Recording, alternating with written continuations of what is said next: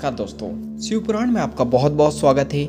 आज हम लोग पढ़ने वाले हैं शिव पुराण की श्री रुद्र संहिता के द्वितीय खंड के 40वें अध्याय ब्रह्मा जी का कैलाश पर शिव जी से मिलना। तो चलिए शुरू करते हैं। नारद जी ने कहा, हे महाभाग्य, हे विधाता, हे महाप्राण, आप शिव तत्व का ज्ञान रखते हैं।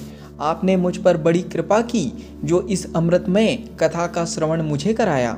मैं आपका बहुत बहुत धन्यवाद करता हूँ। हे प्रभु, आप मुझे यह बताइए कि जब वीरभद्र ने दक्ष के यज्ञ का विनाश कर दिया और उनका वध करके कैलाश पर्वत को चले गए तब क्या हुआ। ब्रह्मा जी बोले, हे मुनिश्रेष्ठ नारद, जब भगवान शिव द्वारा भेजी गई उनकी विशाल सेना ने यज्ञ में उपस्थित सभी देवताओं और ऋषियों को पराजित कर दिया और उन्हें पीट पीट कर वहाँ से भाग जाने को मजबूर कर दिया तो वे सभी वहाँ से भागकर मेरे पास आ गए। उन्होंने मुझे प्रणाम करके मेरी स्तुति की तथा वहाँ का सारा वृत्तांत मुझे सुनाया। तब अपने पुत्र दक्ष की मुझे बहुत चिंता होने लगी और मेरा दिल पुत्र शोक के कारण व्यथित हो गया। तत्पश्चात मैंने श्री हरि का स्मरण किया और अन्य देवताओं और ऋषि मुनियों को साथ लेकर बैकुंठ लोक गया। वहाँ उन्हें नमस्कार करके हम सभी ने उनकी भक्ति भाव से स्तुति की। तब मैंने श्री हरि से विनम्रता से प्रार्थना की कि भगवान, आप कुछ ऐसा करें जिससे हम सभी का दुख कम हो जाए। देवेश्वर, आप कुछ ऐसा करें जिससे वह यज्ञ पूरा हो जाए तथा उसके यजमान दक्ष पुनः जीवित हो जाए। अन्य सभी देवता और ऋषि मुनि भी पूर्व की भांति सुखी हो जाए।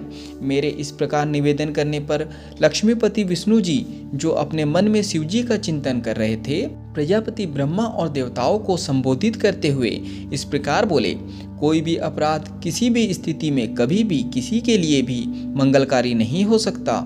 हे विधाता, सभी देवता परमपिता परमेश्वर भगवान शिव के अपराधी है, क्योंकि उन्होंने यज्ञ में शिव जी का भाग नहीं दिया, साथ ही वहां उनका अनादर भी किया।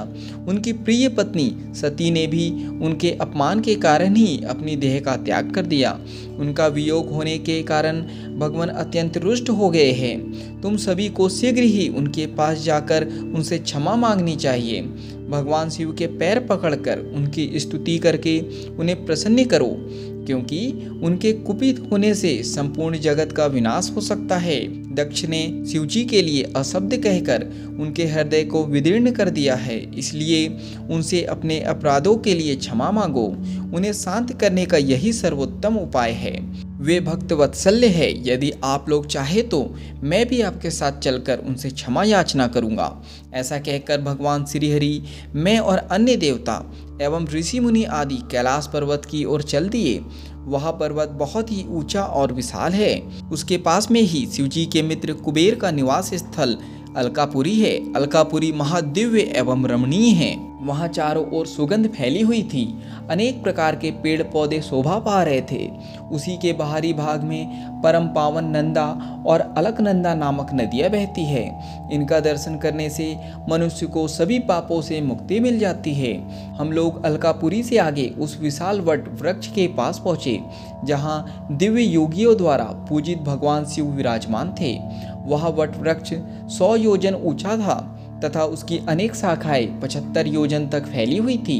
वह परम पावन तीर्थ स्थल है। यहाँ भगवान शिव अपनी योगा आराधना करते हैं। उस वट वृक्ष के नीचे महादेव जी के चारों ओर उनके गण थे और यज्ञों के स्वामी कुबेर भी बैठे थे। तब उनके निकट पहुंचकर विष्णु आदि समस्त देवताओं ने अनेकों बार नमस्कार कर उनकी स्तुति की।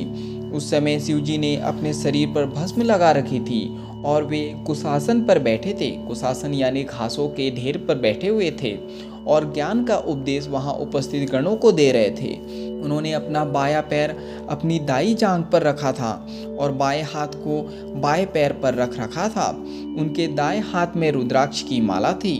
भगवान शिव के साक्षात रूप का दर्शन कर विष्णु जी और सभी देवताओं ने दोनों हाथ जोड़कर और अपने मस्तक को झुकाकर दया सागर परमेश्वर शिव से क्षमा याचना की और कहा कि हे प्रभु, आपकी कृपा के बिना हम नष्ट भ्रष्ट हो गए हैं। अतः प्रभु, आप हम सब की रक्षा करें। भगवान, हम आपकी शरण में आए हैं, हम पर अपनी कृपा दृष्टि बनाए रखें। इस प्रकार सभी देवता व ऋषि मुनि भगवान शिव का क्रोध कम करने और उनकी प्रसन्नता के लिए प्रार्थना करने लगे। तो यहाँ पर शिवपुराण की श्री रुद्र संहिता के द्वितीय खंड के 40वें अध्याय का समापन होता है। आज के लिए इतना ही। धन्यवाद।